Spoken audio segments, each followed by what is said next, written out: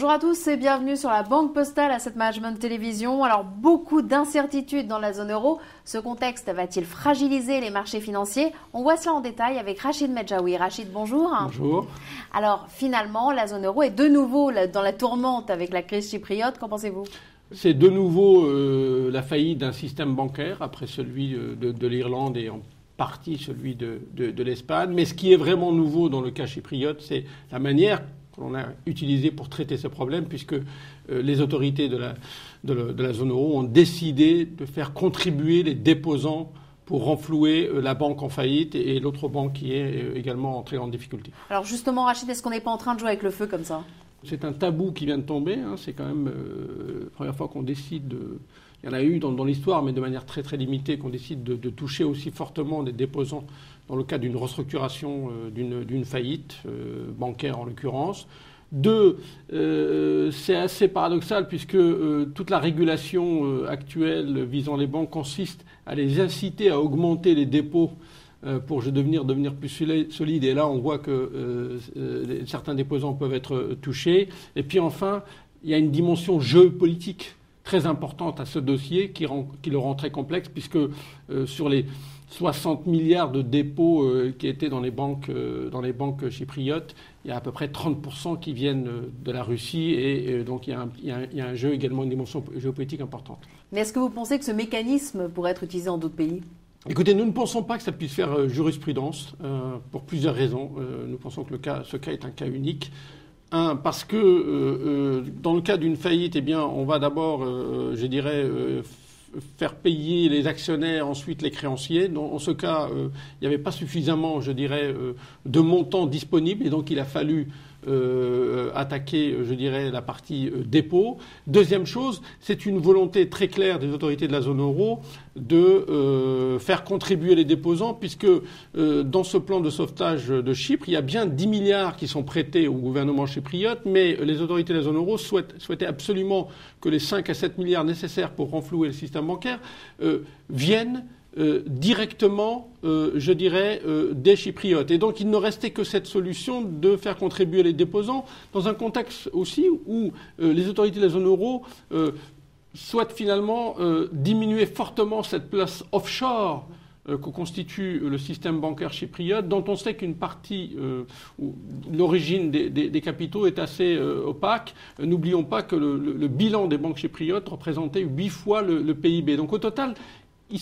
il nous semble difficile de pouvoir reproduire ce type de schéma dans d'autres pays de la zone euro. Alors Chypre maintenant, qu'est-ce que ça va donner? L'économie chypriote va être très profondément touchée. La récession va être très très forte, tout simplement parce que n'oublions pas que le secteur financier représente plus de 45% du PIB chypriote. Et à court terme, il va falloir surveiller essentiellement deux choses. La première, c'est combien de temps va durer ce contrôle des mouvements de capitaux qui a été instauré. Puisque vous le savez, aujourd'hui, si votre argent est à Chypre, vous ne pouvez pas en faire ce que vous voulez. Donc plus ce contrôle des capitaux durera, et plus la situation risque de devenir grave. Et puis, deuxième chose, bien entendu, surveiller s'il y a des mouvements de retrait de certaines banques dans des pays jugés comme un peu en difficulté actuellement. Alors finalement, cette crise chypriote a fait un peu oublier la crise politique italienne. On en est où? Je crois qu'il est peu probable qu'on ait une décision d'ici la fin avril, tout simplement parce qu'il va falloir de nouveau également changer de président, puisque le mandat de l'actuel président arrive à échéance le 15 avril. Donc on aura peut-être un début de solution. En tout cas, l'objectif étant d'éviter absolument à tout prix de nouvelles élections à court terme. Mais tout ça sont quand même des événements qui sont très sérieux. Est-ce que ça vous fait changer votre opinion qui avant était plutôt favorable sur les marchés financiers? Écoutez, nous, vous le savez, depuis à peu près, le début de l'année 2012, nous sommes devenus extrêmement, en tout cas constructifs sur les actions pour plusieurs éléments. D'abord, un facteur clé pour nous, c'est le fait que les banques centrales vont rester vont soutenir de manière quasi illimitée le temps qu'il faudra les économies par une politique monétaire, et notamment quantitative, très forte. Deuxième élément, c'est une thématique majeure pour nous, c'est la normalisation des grands déséquilibres qui ont été provoqués par la crise. C'est quoi? C'est d'abord le retour de la croissance économique dans un certain nombre de pays, États-Unis, pays émergents. Quand on voit les indicateurs économiques américains, s'il n'y avait pas cette épée de Damoclès je dirais, du débat budgétaire qui quand même a tendance à plutôt s'assouplir, puisqu'on devrait éviter la fermeture des administrations américaines. On serait certainement en train de réviser fortement les perspectives de croissance outre-Atlantique. L'autre normalisation, c'est que oui, la situation en zone euro est très difficile, on le voit avec le cas chypriote. Oui, il y aura encore de nouvelles secousses, mais attention, on a également une normalisation. Notamment, on observe que toutes les balances des paiements de tous ces pays qui étaient en très forte difficulté sont en train de devenir, je dirais, à l'équilibre.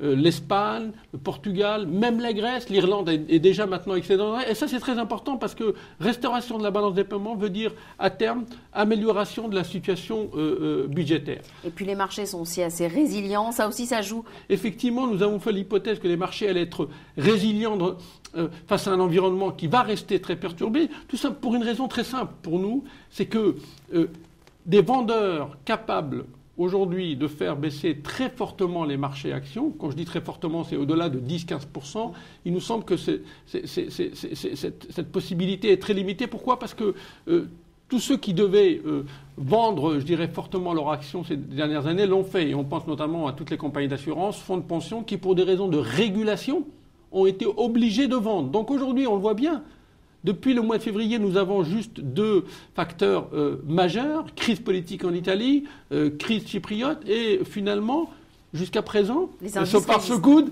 nous avons eu une correction de l'ordre d'à peine 5%. Et ça, pour le moment, ça valide cette hypothèse que nous avions mise sur la table depuis quelques mois. Alors concrètement, quelle est votre stratégie action ? Il fallait consolider. Donc on est dans une phase de consolidation. Cela étant, nous restons positifs, nous restons plutôt surpondérés. Ce que nous faisons en termes d'allocation géographique, c'est que simplement nous faisons une rotation où nous remettons à pondération au moins égale aux autres pays, les États-Unis, puisque là, aux États-Unis, on est en train de vouloir franchir des records. Le Dow Jones l'a dépassé, mais le Standard & Poor's, lui, est à quelques encablures du record de 2007. Et nous pensons que la situation américaine, telle que je l'ai décrite il y a quelques minutes, permettrait, sauf incident, au marché actions de progresser. Le Japon, nous faisons une pause, mais ça reste un marché plutôt également positif. Donc le message est... Je crois que nous profiterons de toute consolidation un peu plus sérieuse que celle qu'on a eue pour plutôt renforcer nos positions que vendre nos actions. Alors, du côté des obligations, on voit les taux des pays sûrs ont fortement baissé. Alors, est-ce que vous désengagez ? On n'a jamais cru au krach obligataire et le fait que les taux baissent très fortement nous donne entre guillemets un peu raison. Donc nous pensons que les taux finiront par remonter, mais il n'y a pas urgence à prendre des positions très négatives. Donc nous sommes...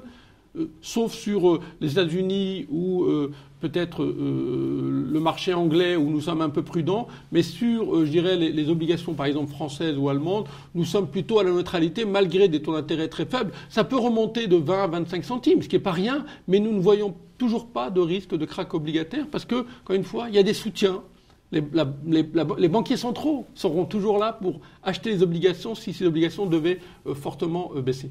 Et sur les obligations privées, vous restez constructif aussi ? On reste constructif, même si là aussi le marché est sous pression. On a vu beaucoup d'émetteurs des pays du Sud de nouveau être attaqués, mais ce que nous voyons, c'est que nous avons des rendements qui, pour nous, compensent ce type de risque, première chose. Et puis nous voyons une demande qui reste toujours très, très, très ferme.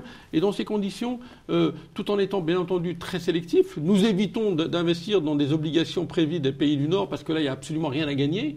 Au contraire, il y a plutôt les spreads, les écarts de rendement risquent plutôt de s'écarter. En revanche, nous continuons à penser, au-delà des risques de court terme, qu'il y a des opportunités sur un certain nombre d'émetteurs, notamment des pays du Sud.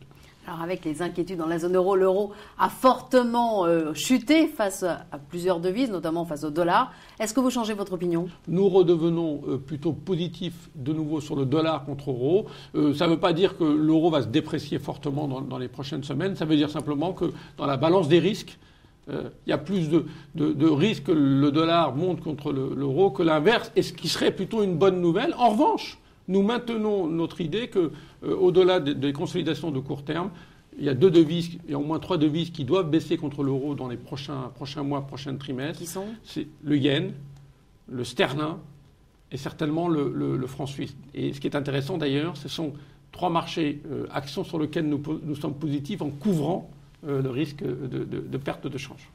Rachid, merci. Merci à vous. Quant à vous, je vous remercie d'avoir suivi ce décryptage de l'actualité économique et financière et on se donne rendez-vous le mois prochain.